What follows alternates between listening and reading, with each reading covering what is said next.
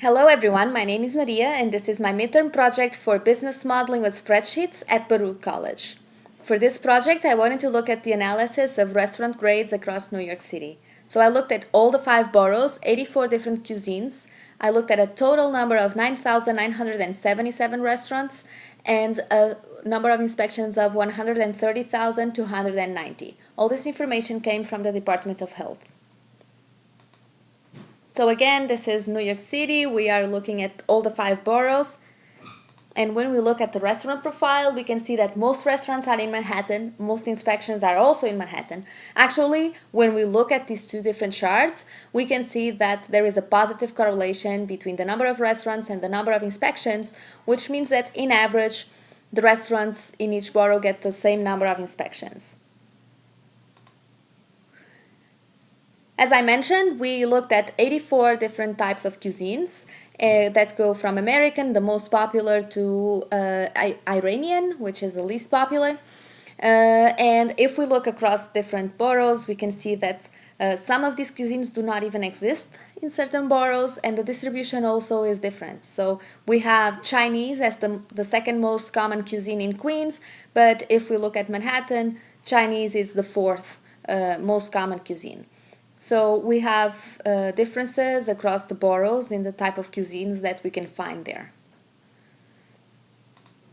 Looking at 84 different types of cuisines didn't seem like very easy to analyze, so I identified the top 15. And this is the list of the top 15. Again, American is the most common, and on the top 15, Thai is the least common. I was surprised to learn that there are more French restaurants than Korean restaurants in New York City. I thought it was the other way around. And again, looking at the different boroughs, we can find different distributions. And if we look at Staten Island, we can see that there are not as many types of cuisines as in other boroughs. So this is the distribution. After this, I try to look at the inspection analysis. So I try to look at the violations and the distribution by grade of those violations. For a restaurant to get a grade A, it needs to have 13 or less violations. For a B, it's between 14 and 27, and for a C, it's above 28. I was surprised to find that there is one restaurant with 72 points, violation points, that actually is open. So all the restaurants that we are looking at are open. And the distribution by grade shows us that 9,552 restaurants have the grade A, which is a nice surprise. It's good to know that if we are not paying attention, we are more likely to go into an A-graded restaurant than any of the others. If we look at the details, so let's look at the C grades. If we can look at the C grades, we see that there is a higher percentage of critical violations versus the non-critical. And also we can see that most of the restaurants have 28 to 30 violation points.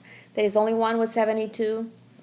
If we look at the different boroughs, we can also see the difference in distribution of the C grades. So in Staten Island, we only have 4 restaurants with a C grade on this database, of course. So this information is actually very detailed. If we look at EAs, we see that most restaurants are actually, let me see this across the board. So most of the A-graded restaurants have 12 or 13 violations. When we have an outlier with more violation points or less violation points than the grade that corresponds to that, it's because some of the inspections are not graded. So a restaurant can have an inspection that does not result in a grade. Then I looked at the grade distribution by borough and by cuisine, and it's more likely to find an A-graded restaurant in the Bronx compared to Staten Island. It's also more likely to find a C-graded restaurant in Staten Island compared to, let's say, Manhattan.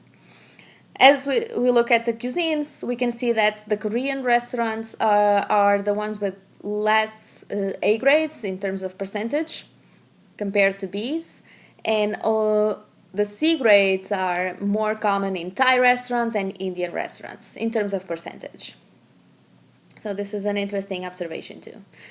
And then I looked at the cuisine by borough. So there is a different distribution of cuisines as we've seen. So French restaurants are mostly in Manhattan, but if we want Korean, we should actually go to Queens because they are more common there.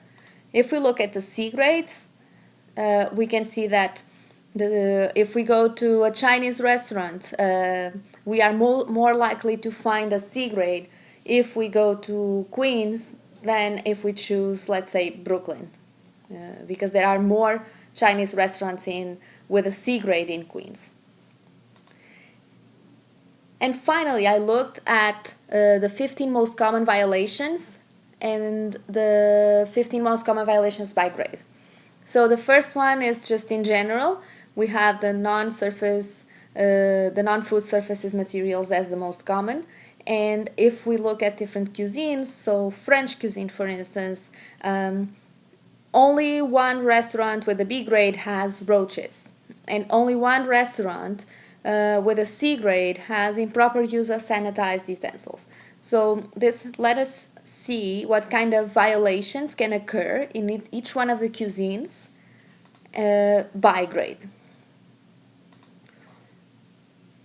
After this, I looked at the map and I looked at the different cuisines that we can find across New York to see if there was a concentration.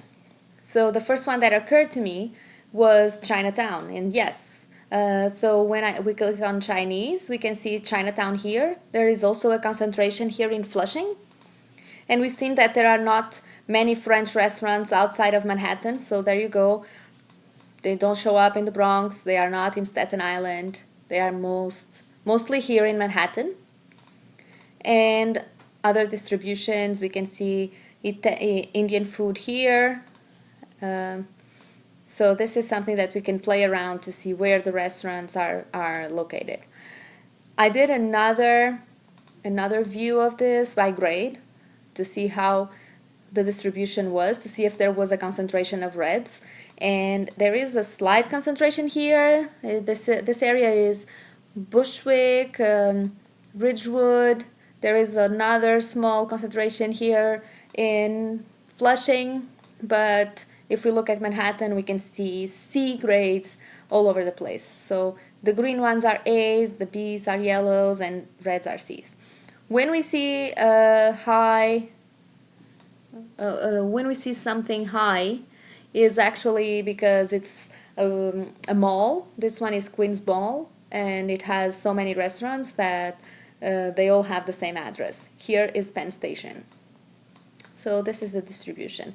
Also, this grading system started in 2010, so it's pretty recent, and I am going to show how it has evolved since the beginning of this database.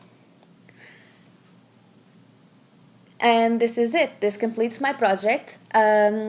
So this is my analysis of the New York City restaurants across the 5 boroughs, and I really hope that you enjoyed my analysis. And when you are in one of the boroughs and you are searching for a certain type of cuisine, I hope this project helps you understand what are the risks that you are taking if you do not look at the restaurant window. So thank you for listening.